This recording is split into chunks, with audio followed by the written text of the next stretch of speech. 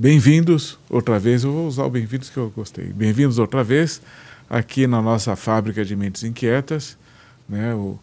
Os operários básicos aqui é o Marlene, o Eli e eu, e um professor, Ednilton Santa Rosa, um professor com um currículo, não é amplo, mas dentro do não amplo é muito amplo, com muitas atividades que ele fez. Ele é psicólogo e doutor em psicologia pela PUC de São Paulo, atua desde o século passado, né, 93, e é particularmente especialista em terapia de família e casal, mas, né, desenvolve cursos, presta serviço de consultoria, supervisão na área da família e casal, e no sentido mais amplo nas relações entre as pessoas. E aí tem uma trajetória interessante que eu acho que eu vou deixar para ele, Dinito, falar um pouco para a gente, resumidamente, como é que é essa trajetória, essa ampliação nos conceitos. Ok, muito obrigado. Agradeço bastante o convite. Para mim é sempre uma satisfação poder trocar ideias, poder ampliar a maneira de pensar. Então, nesse sentido, eu fiquei muito satisfeito, né, quando a Marlene fez o convite. Gostei bastante também, né, da proposta, Fábrica de Mentes Inquietas, né, uma coisa bastante pulsante. Então, aí me deu mais vontade mesmo de poder participar dessa discussão. Como você falou, eu sou psicólogo, desde que eu me formei, eu me interessei muito, desde a minha formação, pelas relações humanas. Comecei a estudar as relações de família e depois eu fui ampliando para outros tipos de relação. Então, hoje eu trabalho no meu consultório, desde 93 eu atendo casais, atendo famílias, e trabalho também com relações institucionais, relações organizacionais, que estão dentro desse espectro do que a gente pode trazer, do que a gente pode pensar a respeito de relações. Dentro sempre, claro, destacando a questão da saúde mental. O meu objetivo, o meu destaque nessa discussão das relações sempre traz as questões envolvidas com a saúde mental. Esse é o meu propósito. Eu tenho como base teórica a psicanálise, que eu compartilho com a minha colega, a professora Marlene, que me dá uma capacidade de ter uma percepção, de ter um entendimento, uma leitura das relações, tanto numa perspectiva aparente, uma perspectiva consciente, obviamente, mas também me ajuda a entender o que mobiliza essas relações, que seriam esses movimentos inconscientes. Então, a minha trajetória, ela traz essa leitura das relações. Então, acho que é isso, né, que eu poderia falar. Ótimo. Existe uma certa tendência, vou assim dizer, ou ideia na sociedade de modo geral, de que as relações são essa questão superficial, né? Estou chamando de superficial, talvez até indevidamente, mas nessa questão consciente, né, a frase falada, a frase contestada e depois a frase... Sabe que é coisa do direito, né? Mas lá é o ritual do direito, né? Mas muitas pessoas, e acho que um número muito grande de pessoas hoje, passaram a ter esta ideia. O que foi falado é exatamente o que a pessoa pensa, com a profundidade que ela pensa e com o objetivo que ela pensa, né? Na especialidade de vocês, isso aí, né, quando a gente puxa uma coisa, tem uma penca de outras coisas embaixo, significados e até coisas camufladas, né? Como é que você vê isso? Porque você não é professor mesmo, mas você participa de grupos e dá palestras, pelo que entendi. Como é que você sai desta armadilha? Eu também já estou julgando, né? Como é que você sai dessa armadilha de o discurso não é só o discurso. Como é que você sai disso? Eu acho bastante interessante, acho que nessa proposta de conversa a professora Marlene também pode me ajudar bastante nessa perspectiva da psicanálise, mas eu sou professor também, eu dou aula na psicologia, né? Perdi isso. Então eu me deparo com essas questões. Né? Sim, não tem problema. Eu me deparo com essas questões também, né, o tempo todo. Ó, para você ter uma ideia, eu tenho uma metáfora que eu costumo usar quando a gente fala da questão das relações, porque é como se fosse um tapete. Você olha o tapete, você está olhando o desenho do tapete. Agora tem uma trama embaixo que não tem nada a ver com o desenho e que sustenta aquele desenho do tapete. Então, quando a gente fala de relações, a gente está vendo aqui, mas você não está vendo o que está amarrando a relação. Muitas vezes, a pessoa tem um determinado comportamento que, a princípio, me parece estranho, esquisito, mas se olhar dentro da metáfora do tapete, se eu olhar, aí que eu vou entender por que aquele desenho está daquele jeito, não é? E eu costumo dizer uma coisa, as palavras nunca são inocentes. Nunca. Não é? Elas guardam não só um significado, vários significados. Vários. O Paulo Freire mesmo dizia isso, né? Paulo Freire, ele dizia que as palavras têm muito poder. As palavras são uma arma de poder, né? Então a gente tem que saber como lidar. E o que você falou é bastante interessante, porque hoje se discute muito, uma expressão que se utiliza muito hoje, que está até desgastada já, é a tal da narrativa. Eu tenho até uma certa implicância, eu tenho algumas implicâncias com palavras. Tem palavras que eu me recuso a utilizar, por mais que elas sejam já colocadas. Por quê? Porque eu entendo que elas têm um significado. Por exemplo, né, a ideia do foco. Eu não utilizo e não deixo os alunos utilizarem em TCC. Por quê? Porque o foco, a palavra foco, ela tem um significado por trás. Ela traz para a gente uma ideia mecânica do ser humano. Porque quem tem foco é a máquina fotográfica. O ser humano, ele tem atenção, ele desenvolve uma outra perspectiva. Não é aquela coisa endurecida, entende? Não é? Então, eu me preocupo muito com a linguagem. Por isso que eu achei bastante interessante você falar isso, né? E eu discuto muito isso com os meus alunos em sala de aula, porque dependendo da palavra que ele está usando, eu vou entender, vou buscar um entendimento do que aquilo está significando. Ou seja, você não pode pensar que determinadas formas de contar alguma coisa, que aquela forma de contar alguma coisa expressa a realidade. E a gente está vivendo num momento bastante interessante, que acho que é isso que é o cerne da nossa conversa de hoje, né? A contemporaneidade, ela traz uma certa liquidez nas relações, na maneira de você falar. Então, a impressão que dá é que nada é seguro, tudo é possível. Dá a impressão até que a realidade não existe. Ou seja, por conta dessa ideia de narrativa, a impressão que dá é que não, depende da narrativa. Não. A realidade existe. A gente tem que tomar um cuidado para não confundir história com o relato de história. Então, eu posso falar vários relatos, mas talvez boa parte desses relatos, eles não representam a realidade propriamente dita. E a realidade existe. Não é? Eu sempre costumo dizer que a realidade existe. Então, porque, por exemplo, se eu vou atravessar uma porta e ela estiver fechada, é realidade. Eu não vou conseguir atravessar aquela porta se ela estiver fechada. Isso é real. Então não dá para dizer que a realidade não existe. Dá para você pensar que o real, ele nem sempre pode ser captado com toda a sua intensidade.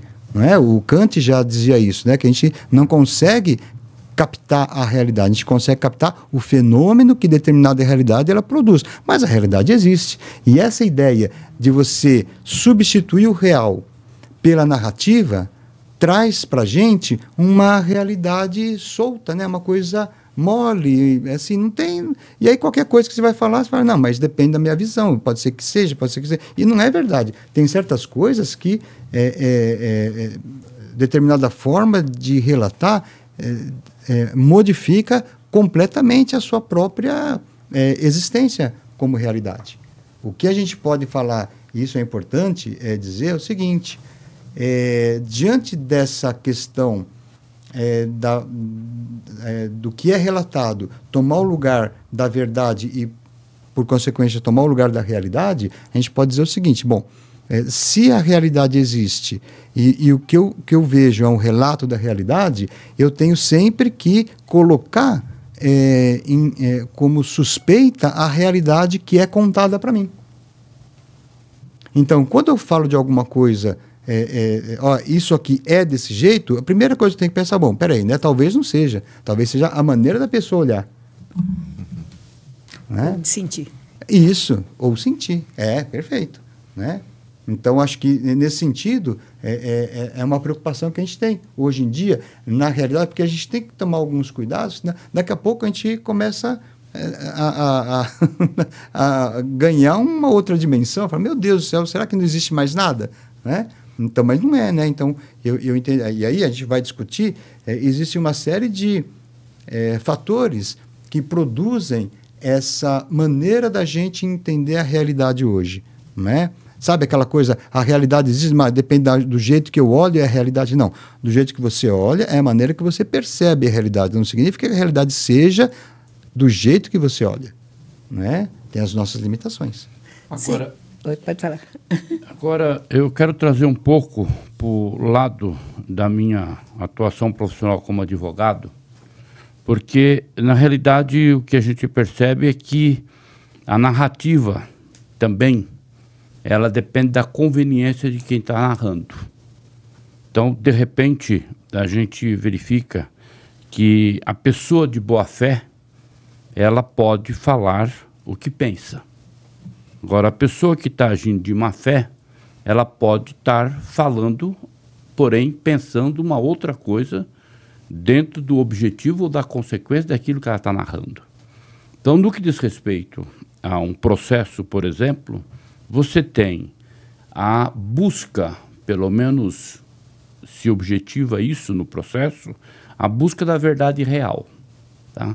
A verdade real, ela, a rigor, acredito eu, que ela é muito difícil para ela se transformar, essa prova real, numa realidade.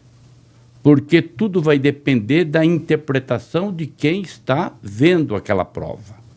Porque, na realidade, como a gente vê muitas vezes, hoje já tem um pouco mais de apelo, de diferenciação disso, mas, por exemplo, uma mulher vítima de um assédio sexual, depende de como ela estiver trajada, alguém pode dizer, mas ela provocou.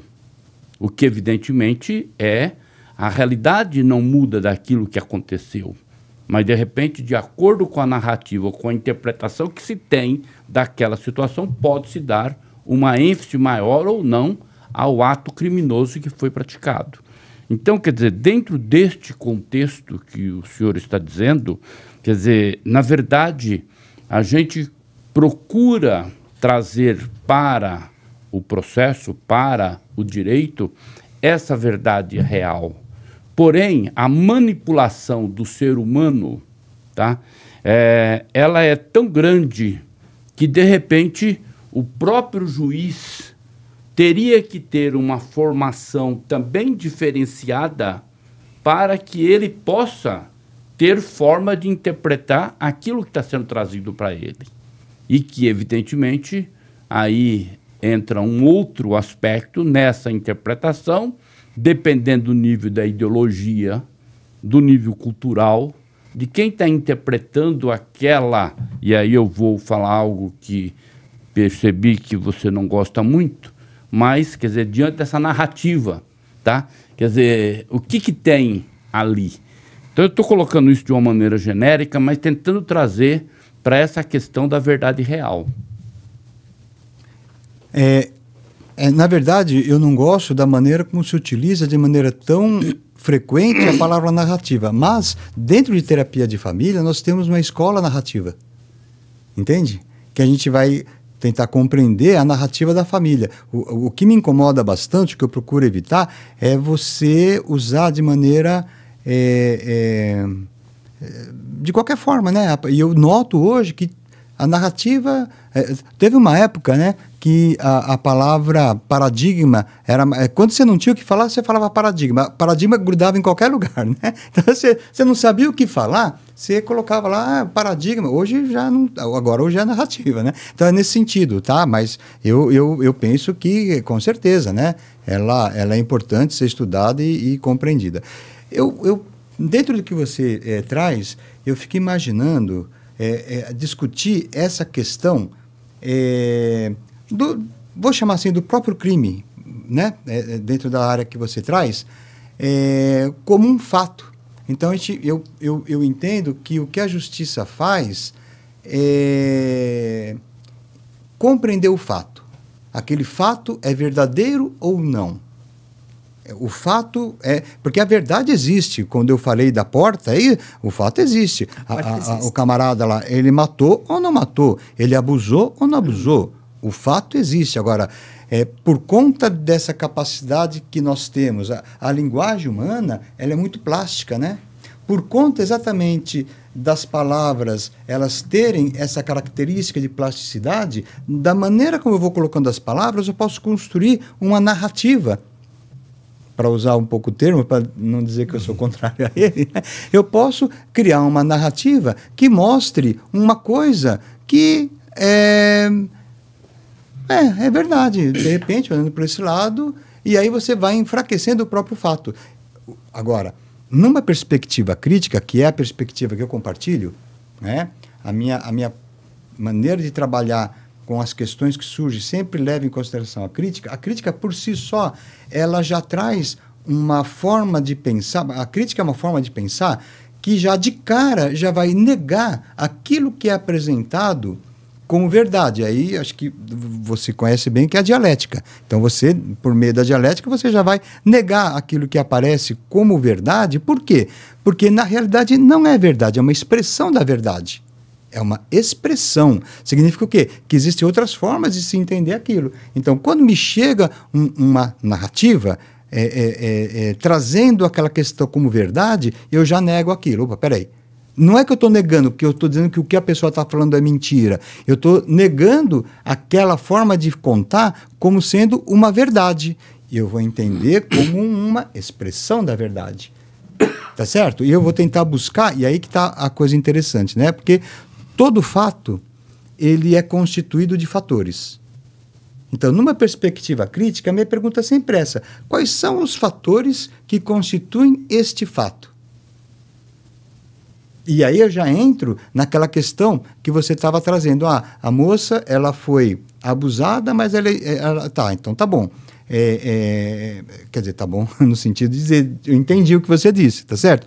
Mas, assim, esses fatores que compõem esse fato também indicam que a pessoa não pode ir lá e, pelo fato mesmo que ela estivesse sem roupa, ela não podia ser abusada. Não podia ser. Se ela estivesse sem roupa, a gente pode questionar, numa perspectiva moral, dos bons costumes, que ela estava errada, mas não significa que ela tinha que passar por aquilo. Então, perceba, esse não é um fator que justifique o fato. Sim. Tá? Não é. Então, esse fator, me desculpe, mas não justifica o fato. Né? Então, nesse sentido, eu vou tentando desfazer esse argumento que é colocado inicialmente, né? Por conta de analisar os fatores. Entender acho que isso é realmente, né, o claro. que está acontecendo, né? Exatamente. O que significa para cada um dessas pessoas envolvidas nisso. Exatamente. Né? E praticamente isso que você está trazendo o tempo todo, né? Como que está essas relações hoje em dia? Isso. Como que está essa mudança toda nesse país, né? Exatamente. Não só no mundo, né? Que a coisa começa a ter uma certa dificuldade, porque para cada um parece que tem um desejo, uma realidade diferente. Sabe que a gente está vivendo um momento em que nós temos praticamente duas formas no campo da filosofia de lidar com esse momento que a gente está vivendo. Por um lado, nós temos um conjunto de pensadores que dizem que nós estamos vivendo a pós-modernidade. Do outro, nós temos um conjunto de pensadores que dizem que não, que nós estamos vivendo a modernidade ainda. E eu não vou entrar nessa discussão porque eu não tenho elementos de leitura, de estudo, para poder fundamentar e dizer, olha, eu estou desse lado, eu estou daquele. Mas, de qualquer maneira, essa discussão da pós-modernidade leva a gente, muitas vezes, a pensar que a verdade não existe. Porque acaba tudo sendo subjetivo. Tudo vai depender e a gente vê que há um movimento, e aí eu concordo com você, Marlene, não é só no Brasil, a gente vê isso, é um movimento que está acontecendo, né? Então, a impressão que a gente tem é que nós temos uma verdade, uma meta-verdade. E muitas vezes uma verdade única de uma única pessoa ali, que determina que aquilo vai ter que ser daquele jeito. Sim, porque ela pode escolher a verdade dela. A verdade dela. Então, por que ela vai mudar? É uma coisa, né? E aí se torna difícil você então, tentar entender o outro. E aí tem um outro aspecto que nessa questão aí do relacionamento, da formação de cada um, é que, na realidade, você acaba tendo, e aí nós estamos falando do ponto de vista moral, tá? Porque dentro deste contexto, eu fico imaginando o seguinte, hoje, e vou citar um exemplo de novo, no que diz respeito à questão do relacionamento do homem e mulher, tá? Que, se de repente, hoje a mulher tem quase que uma fé pública no que ela fala quando ela está numa posição de vítima de um crime sexual. Então, se de repente ela tiver por objetivo um revanchismo com relação ao companheiro, ao marido dela, ela cria uma narrativa e ela apresentando isso para um delegado de polícia já é suficiente para o indivíduo ser preso. Então, na realidade, essa questão da comunicação, das relações, eu vejo isso não do ponto de vista de colocar a mulher como descrédito, não é isso, para ficar bem claro, mas é que, de repente, a má-fé, o revanchismo, dar oportunidade para que a palavra possa ser a verdade real é que é o perigo. Porque, como eu disse no começo, quer dizer, quando a pessoa está de boa fé, ela fala aquilo que ela pensa. Mas quando ela está de má fé, ela vai dar a versão daquilo que aconteceu e que ela quer. Então, este aspecto é que realmente nas relações sociais, essa comunicação, ela é muito perigosa, sobretudo quando ela está respaldada numa lei. Então, este é um ponto que eu queria colocar. Acho que eu consegui entender assim, as duas posições, não sei se é bem isso, né? Para mim ficou assim, mesmo que essa mulher ela queira falar alguma coisa que ela não fez, ou que, mas a realidade é dela. E o que ele está falando, que a gente tem que procurar essa realidade, tentar entender qual é a realidade real. Até que ponto para ela isso tem um significado? Mas ele aponta uma questão importante, que ele está chamando de pessoa de boa fé e de má fé, que é o momento, quer dizer... Que é o momento tem pessoas, realmente, que simplesmente reproduzem um discurso sem ter qualquer ideia do que aquilo significa. Ou realmente... Esse seria o de boa fé, porque ele não está... Quer dizer, ele tem certeza que aquilo é aquilo. E agora, tem gente que se aproveita dessa plasticidade da linguagem e vai tentar distorcer a interpretação do fato por meio da sua história. E para um ganho secundário, geralmente. Por um ganho, um ganho sempre dele, tem um ganho secundário. E por isso que faz esse tipo de realidade parecer que fosse verdadeira. Que daí vai dar dor de cabeça para você. Vai dar dor de cabeça. Vai te dar dor de cabeça. É diferente da gente, né? A gente, na psicanálise, a gente não está nem aí com a verdade. Não é? Nós estamos querendo o que significa para cada um. Que se ele quiser ficar comigo 5 anos e contando mentira, para mim eu vou fazer o trabalho com ele da mesma forma.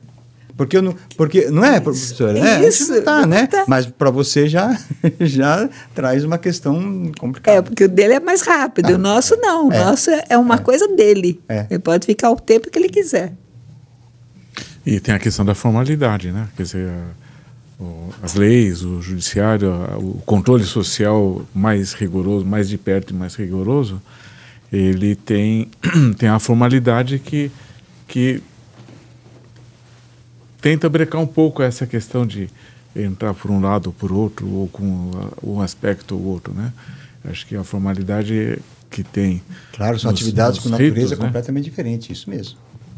Mas a maneira de se lidar com a verdade, isso que eu queria destacar, né? Ele sofre demais, né? Para ele, no trabalho dele, com certeza, tem a natureza da atividade é diferente, o objetivo, mas eu estava destacando só a questão da verdade. Olha só, né? Como... e eu fico imaginando, né, o quanto que isso para você, para os seus colegas de profissão, o quanto que isso realmente tira noites de sono, inclusive. A mesma coisa, acho que para o médico também, porque para o médico, se ele fala que está com uma doença, está com uma dor, enquanto ele não investigar também que dor que é, se for verdade ou não. Sim. Porque eu já peguei até pacientes no hospital, muitas vezes, que fingia estar com uma dor. E que eles procuravam e não achavam. Até que eles falavam, esse cara está pregando uma peça em nós, não tem nada. Então, quer dizer, qual é a verdade, né? Quer dizer, para eles tem um significado. Para nós, essa dor tem um outro significado. Exatamente. Eu acho que essa é a diferença, né? E isso você vê claramente no mundo das relações trabalhistas, sobretudo o empregado que quer usar de má fé. A forma mais fácil que ele acha é ir ao ortopedista e falar que está com dor na coluna. Porque até ser investigado isso, chegar à conclusão se é ou não, um tempo já se passou e vários atestados ele apresentou para justificar a ausência dele, sem ser descontado da sua remuneração. Olha só que interessante, né? Tem uma questão bastante importante para a gente poder pegar esse ponto que você falou. Eu concordo com você, realmente, né? O que me faz pensar também, agora, do outro lado, sempre pensando, né? A minha mente também é inquieta, né? Certo, né? Eu fico pensando o seguinte, né? O verso e o reverso. Isso, né? Porque, por exemplo, né? Imagina só, se eu tenho uma proposta de trabalho, tá certo? Isso já aconteceu comigo e eu me lembro das situações, né? Por exemplo, eu trabalhava porque antes de ser psicólogo, eu trabalhei na área de engenharia, né? Tá certo? Mas é outra história. Aí a gente estava lá e aí o colega, ele conseguia um outro trabalho, né? Só que ele tinha que faltar para ir fazer a entrevista. Bom, se ele chegasse para o empregador e falasse, olha, eu vou...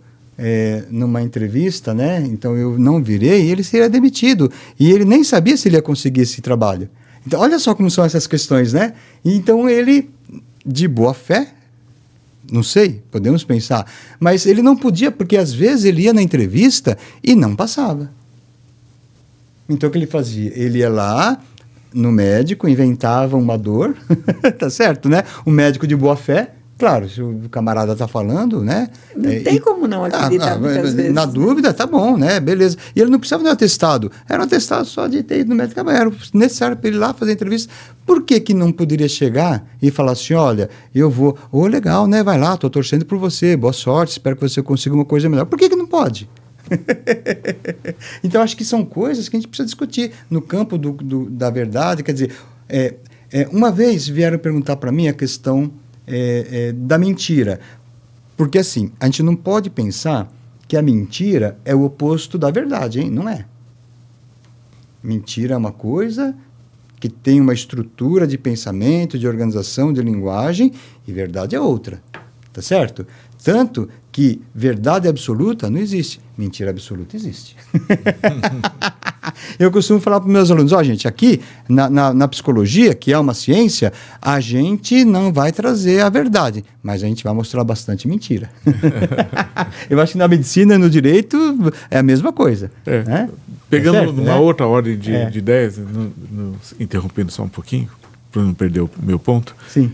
Eu conversando com uma colega contemporânea minha, sobre questões meio filosóficas de atendimento de paciente. E aí eu levantei o seguinte: por um ano eu fui plantonista de pronto-socorro no hospital grande da cidade, né, lá no final da residência. E a minha maior dificuldade era chegar na verdade do paciente que não tinha problema. Eu simplificava assim: o diagnóstico de normalidade era o meu desafio no pronto-socorro. Tá vendo? Porque das doenças, elas se autoexplicam, ou se aparecem, tem os exames, tem o exame físico, né? E o normal que diz que tem alguma questão. Como é que eu posso mandar embora se ele diz que tem um problema e eu não consigo chegar a mostrar que ele está numa situação de normalidade da saúde? E é isso que eu falei, porque para a psicanálise, essa doença tem um significado. Sim. Né? Qual é? Não sei, mas tem um significado. É difícil então você lidar. Então, lidar, levar anos para descobrir, ou até a vida inteira. Com certeza, né? Por isso que é longa, né? Por isso que é longa, né? Não dá para ser assim, né? Seria fácil, né? Aí a gente começa exatamente no campo abstrato, tá? Quer dizer, na realidade depende muito também de quem está trazendo o problema. Verdade. Se é uma pessoa problemática, ela vai dar mais ênfase àquele problema que ela tem. Se é uma pessoa que, de repente, ela tem estrutura, que eu chamaria de psicóloga, estrutura psicológica, para poder enfrentar um desafio, ela enfrenta tranquilamente. Mas se ela não tiver essa estrutura, ela vai, evidentemente, buscar algum recurso para poder justificar a não disposição dela em fazer aquilo. Então, isso vai depender muito de caso a caso, de acordo com essa estrutura que cada um possa ter. Aí nós praticamente entramos naquilo que nós estamos falando, a doença mental também, né? Sim. Porque as doenças mentais também, tem algumas que ajudam na não verdade ou na verdade que eles acreditam. Com certeza. Né? Quantos não vão procurar o médico e saem extremamente decepcionados quando o médico fala assim, não tem nada? Porque precisa ter... Aquele médico não é bom. Ele fala que não tem nada. O desafio continua.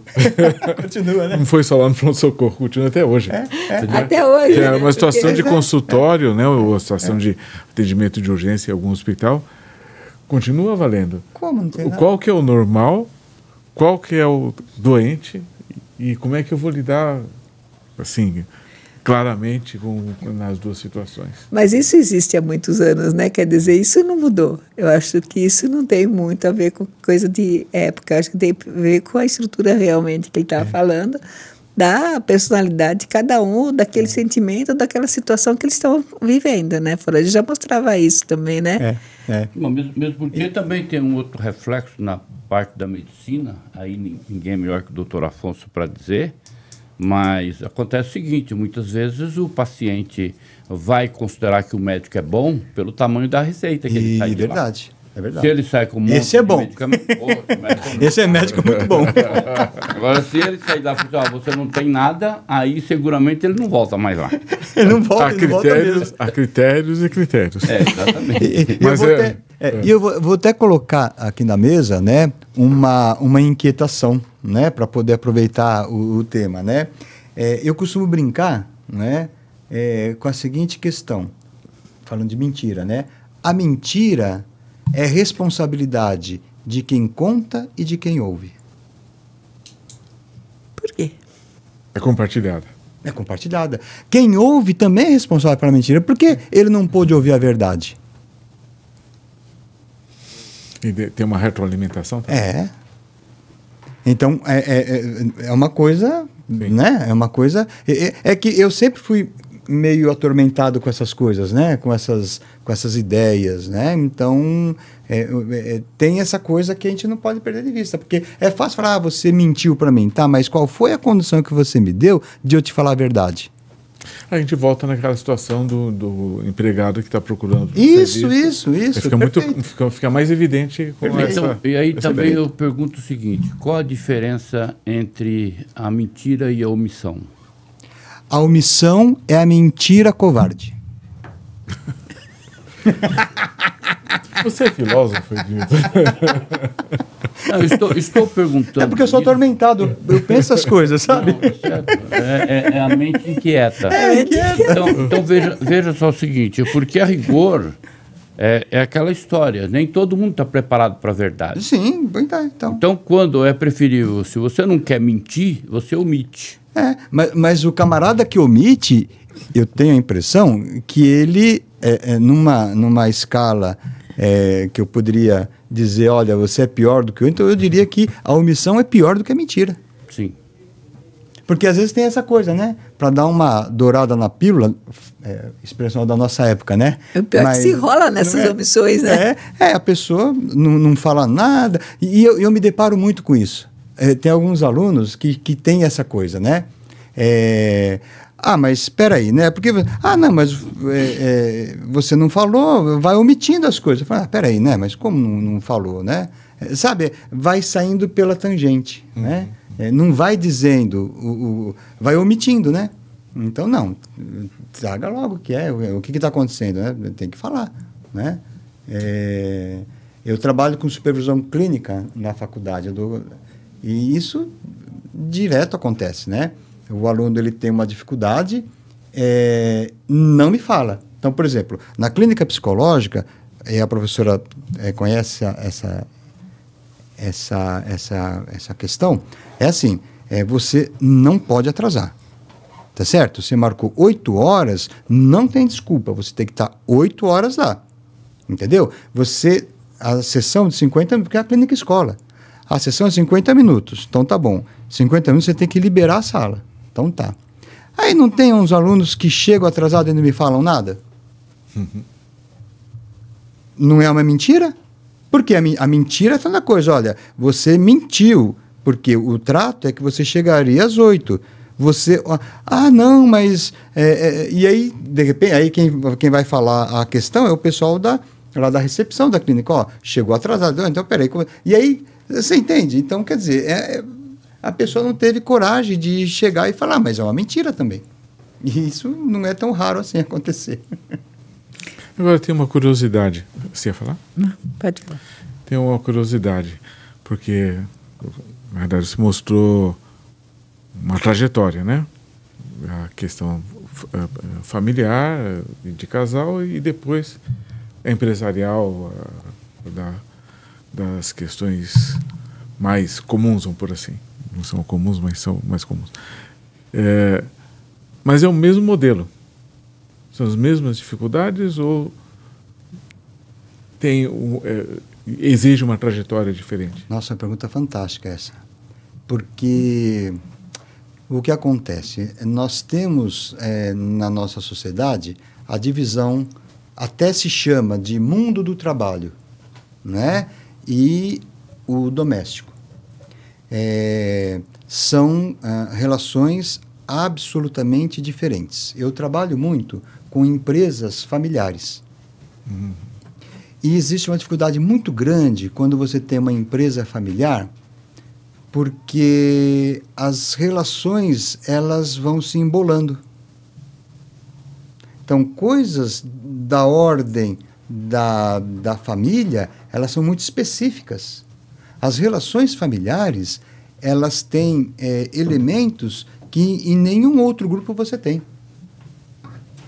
Então, quando a gente fala de grupo e família, então, por exemplo, numa empresa, numa organização, numa instituição, o que você tem é grupo, tá certo? A família é um grupo também? É um grupo também, só que é diferente. Por quê? Porque nos grupos de uma organização, do trabalho, as relações que você tem, elas são provisórias, tá certo? Bom, você terminou o seu horário de trabalho e você vai embora. Você arrumou outro emprego, você pode até manter, mas aquela junção... A família não, a família é para sempre. Não tem jeito. Mesmo que a pessoa morre, ela continua. Quando você fala do seu pai que morreu, você está falando da sua família, ele não está, mas ele está falando. Então, o vínculo familiar, ele é muito específico. Por isso que as transformações que a gente quer ver na sociedade, e aí eu penso que eu vou falar uma coisa que uma parte muito grande das pessoas vão concordar comigo. Acho que ninguém está satisfeito com a sociedade que nós temos aí. Acho que todo mundo gostaria de mudar, né? E toda e qualquer transformação que a gente vê que é necessária na sociedade, você não pode esperar que essa transformação aconteça na família. Não dá certo.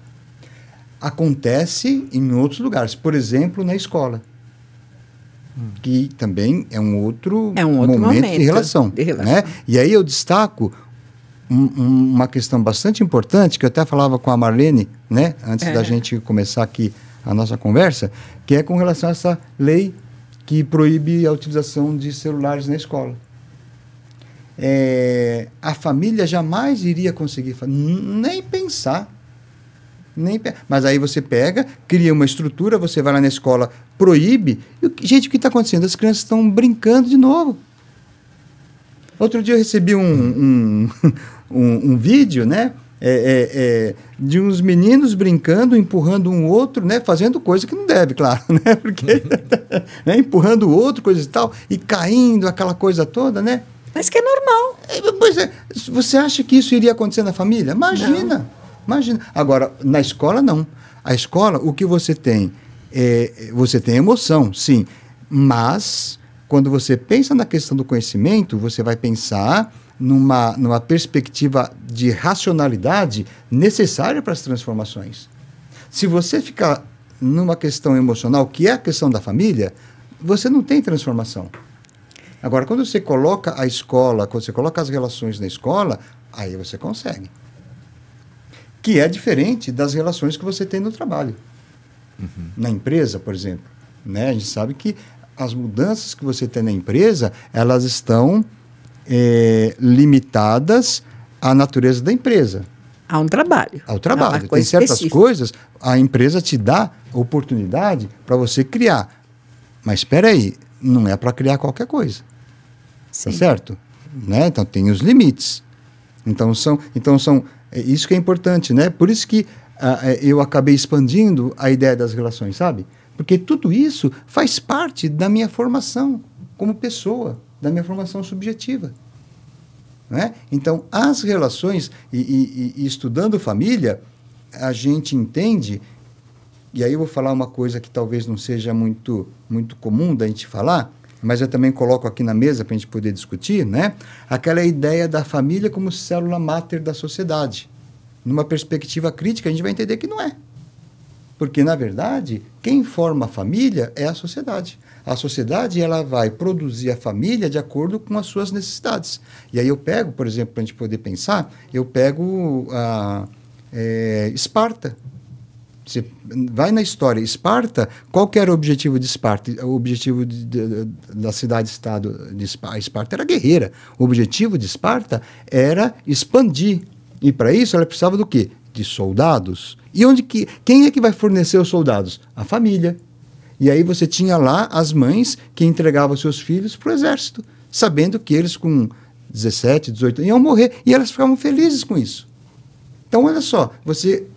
diante de uma necessidade social, você produz uma família que vai produzir aquele indivíduo que eu preciso. Então, quando nós falamos hoje, né, de crianças que não têm limite, eu trago essa discussão. Quer dizer, a criança não tem limite porque esta sociedade precisa de crianças sem limite. Porque essa sociedade ela vai produzir uma família que, na sua estrutura, ela vai criar crianças sem limite.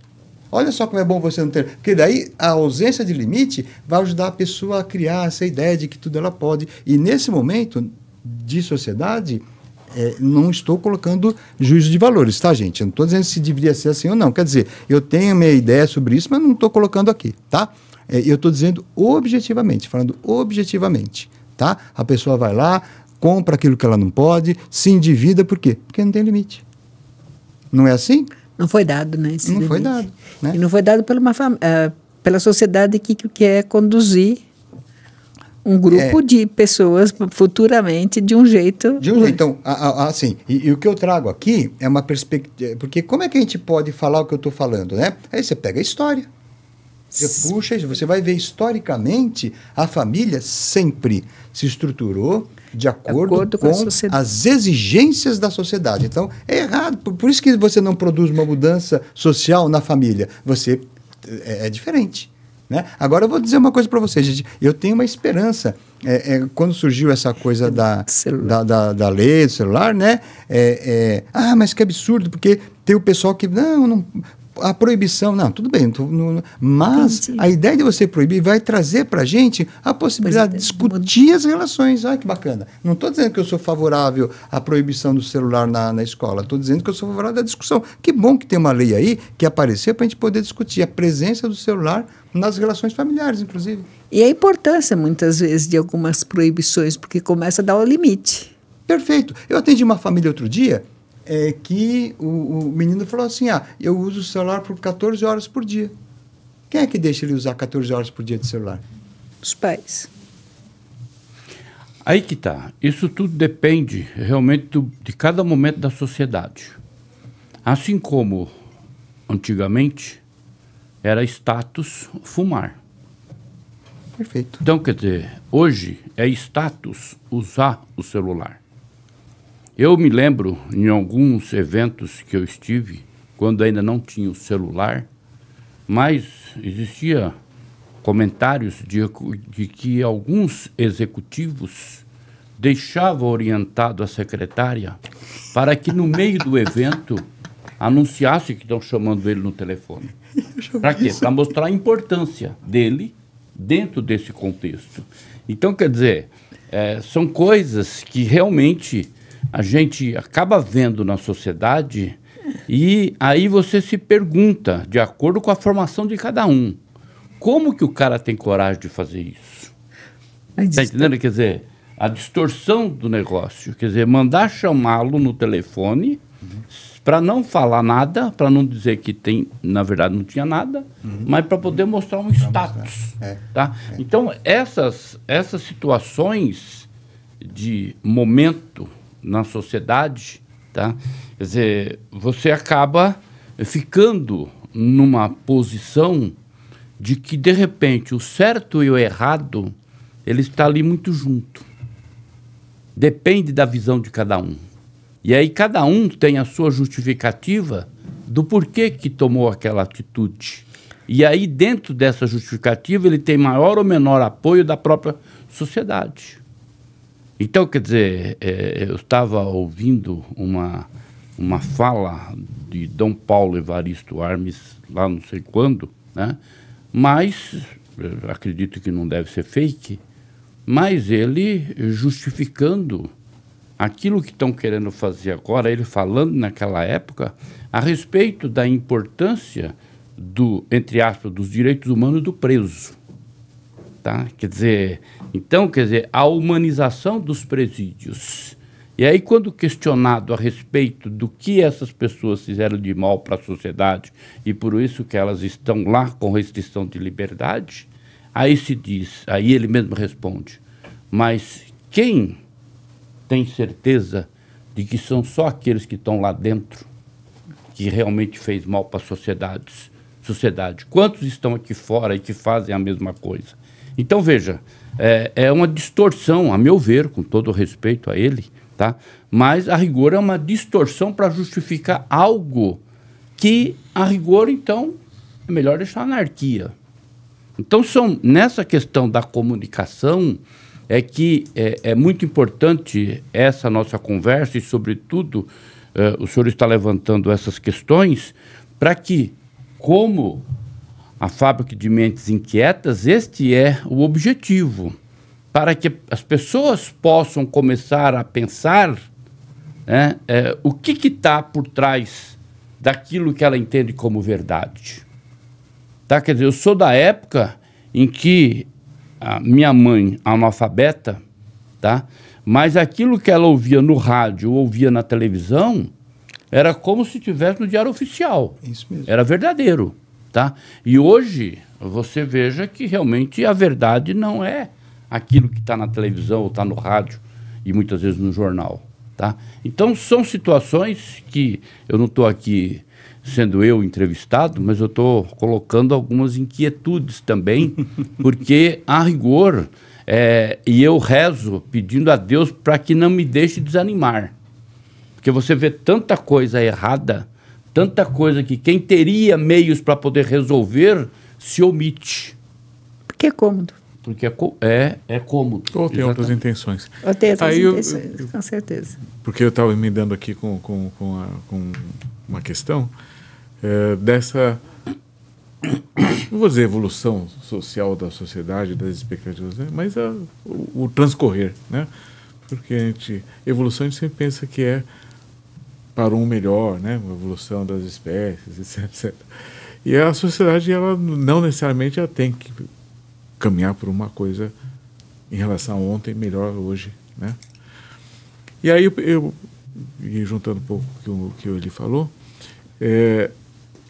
a mídia e a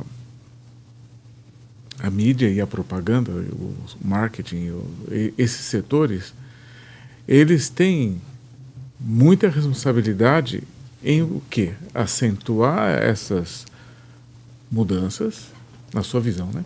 É uma questão particular. Ou elas também criam essas mudanças sociais? Bom, as inquietações são muitas, né? Uhum. Quando você estava falando do camarada lá que pediu para a secretária ligar, e eu comecei a dar risada porque eu já vi isso muitas vezes acontecer, né? Na época do Nokia, né? Sim. Né? Tirava aquele tijolão, abria, né, um negócio lá, e a pessoa ela tinha até uma pose para atender o celular, né? Assim, coisa e tal, né? E aí, o que você falou, o entendimento que eu tenho, você estava dizendo assim, por que o indivíduo tem esse desejo? Bom, aí você falar desejo, entra no campo da psicanálise, né? Aí não tem jeito, né, professora? Não tem como, né? E aí eu preciso dizer o seguinte, o desejo, sim, ele se manifesta no indivíduo, mas ele é produzido socialmente. Se ele tem esse desejo de aparecer desse jeito, socialmente. É social. Entende? Então, é isso que eu dizia, né? Pegar esse comportamento como um fato e ver quais são os fatores que compõem esse fato. Aí eu vou destrinchando, né? Então, eu pego, então vamos tentar. Estou falando de desejo. Então, o desejo é formado... Aí eu vou ver, opa, peraí, então, né? Tudo bem. É uma coisa bastante esquisita, mas não é à toa que ele fez, né? Tá certo? Na psicanálise, nada é por acaso, né? Então, e aí, a gente tem que tomar um certo cuidado quando a gente faz essa discussão para não parecer que a gente está absolvendo o criminoso. Entende? Eu acho que não. No sentido que você falou dos direitos humanos para o pessoal que está preso. Acho que não. Eu penso o seguinte, a gente tem que ter lei, sim. Tem que ter. Meu Deus do céu. Como, essa lei agora do celular... Se não tiver lei, como que a sociedade precisa de lei, né? Podemos fazer um parênteses que não vamos discutir agora, mas podemos fazer um parênteses para pensar como são feitas as leis, tá certo? Podemos, em algum momento, discutir isso também, que eu acho que é importante, né? Você me permite só uma parte, fazer um parêntese?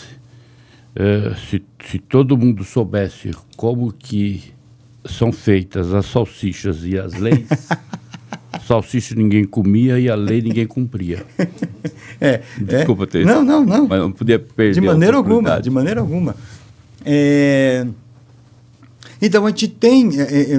tudo dentro daquela perspectiva. O que eu faço sempre para analisar, eu sempre analiso numa perspectiva da dialética, sempre. Eu sempre entendo que tudo que existe é uma aparência daquilo. Então, falar dos direitos, entender um pouco o que significa direitos humanos. Direitos humanos é o direito que o indivíduo tem pelo simples fato dele ser um ser humano, independente do que ele fez. É o direito que lhe assiste por simplesmente ser... E aí a gente pode discutir quais são esses direitos, né? Entende? A gente pode discutir, né? Sem entrar... Porque direitos humanos é uma discussão bastante complexa, né? E que a gente poderia até fazer uma discussão, né, só para falar disso. Porque se a gente não tomar cuidado, se você entrar numa seara ideológica, você acaba, né, se perdendo, exatamente. Tá? Então, e a ideia de direitos humanos, ela perpassa por uma questão ideológica bastante importante, né, para a gente poder... Mas eu destacaria isso. Né? Eu vou buscar entender o que é o tal do direitos humanos, para poder fazer uma discussão. Né? Então é isso, é você pensar no direito que o indivíduo tem pelo simples fato dele ser um ser humano, né? E aí a gente vai pensar qual o direito que ele tem. Bom, tem direito de comer, né? Não dá para você pôr o camarada lá sem dar comida para ele, né? As prisões na época do Brasil colônia, e aí acho que você pode falar melhor do que eu sobre isso, tinha sal no chão, né? E o cara ficava preso e tinha uma janelinha pequenininha lá em cima, que era para ele poder vislumbrar o que ele estava perdendo. Bom, claramente isso não é direito humano. Tá certo, né? Tortura, você colocar o camarada na masmorra também não. Então, eu acho que a gente começar a pensar, então isso não. Então, não podemos ter sal no chão da prisão, sabe? E, por eliminação, para poder entender o que são direitos humanos. Porque a gente pode tomar a ideia ideologicamente e, de repente, reproduzir uma narrativa de boa-fé que eu nem sei de onde vem, mas eu reproduzo porque meu grupo no qual eu estou fala sobre isso, então eu vou repetir isso porque eu quero ficar junto com o meu grupo. Eu tenho medo de não estar. Tem isso também, né? Então, muita gente acaba reproduzindo um discurso porque o meu grupo tem esse discurso. E se eu fizer outro discurso diferente daquele, eu serei exposto ou expulso daquele grupo. Então, tem isso. Então, por isso que eu digo, né? Acho que o direitos humanos é muito legal, muito bacana para a gente poder discutir, né? Não estou fugindo da discussão, não, viu? Não entendi. Estou só dizendo que, que temos que ampliar. Né? Eu também levantei essa questão simplesmente para poder mostrar exatamente esse lado que, na realidade, ele está muito associado à questão ideológica. Sim, tá? Quer dizer, de acordo com a formação ideológica de cada um, isso vai dar mais ênfase de um lado ou do outro. Tá? Isso mesmo. Assim como na área trabalhista a relação capital e trabalho. Sim, quer dizer, onde de repente se coloca nós contra eles, isso, ou vice-versa, então, quer dizer, a divisão de classe. Isso. E, na realidade, um depende do outro. Então, quer dizer, é um discurso populista que, na realidade, sim, não tem nexo do ponto de vista social. Uhum, uhum. Acho que a gente poderia passar muitas horas. Pois aqui. Tem pano para manga, né? E nem metade do que nós estávamos comentando. Pois é verdade. E a gente nem tocou em vários pontos importantes. E acho que nós vamos ter que reconvocá-lo. Eu viria com muito prazer, né? E aí eu vou já fazer uma pauta um pouco mais diferenciada. Né? Não esqueçam de dar o like, gostei, curtir, né? Passar para os amigos. São informações importantes do professor Ednilton Santa Rosa, que é psicólogo de origem e permanentemente, né? Porque a gente não deixa de ser.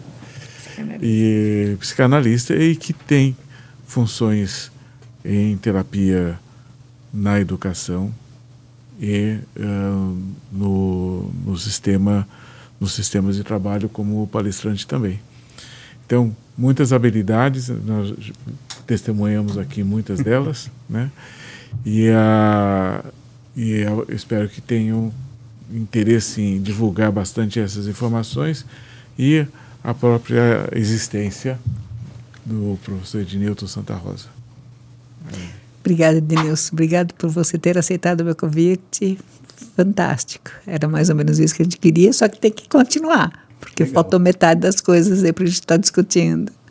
Eu que agradeço o convite, achei fantástica essa bancada, né? Muito boa, muito profícua, né? Permite muita coisa. Muita coisa, vai que vai. Grande, né? Muito obrigado. E tem um outro aspecto importante, é o seguinte, entendeu? Para perceber que nós aqui não temos nenhum roteiro pré-definido. Sim. Então as coisas vão surgindo naturalmente, perfeito, de acordo com o tema ou com o próprio expositor, que evidentemente, como no seu caso, conhecedor do que está falando, Então a gente se sente muito mais à vontade para poder, de repente, levantar algumas questões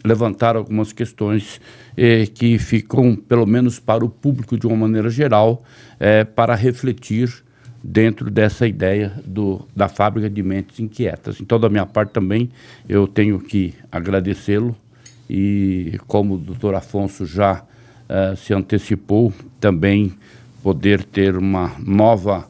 Aí não é nem convite, é uma convocação para que o senhor possa comparecer aqui conosco novamente. Vai ser com muito prazer que eu voltaria aqui com vocês. Muito obrigado. Ótimo. Obrigado.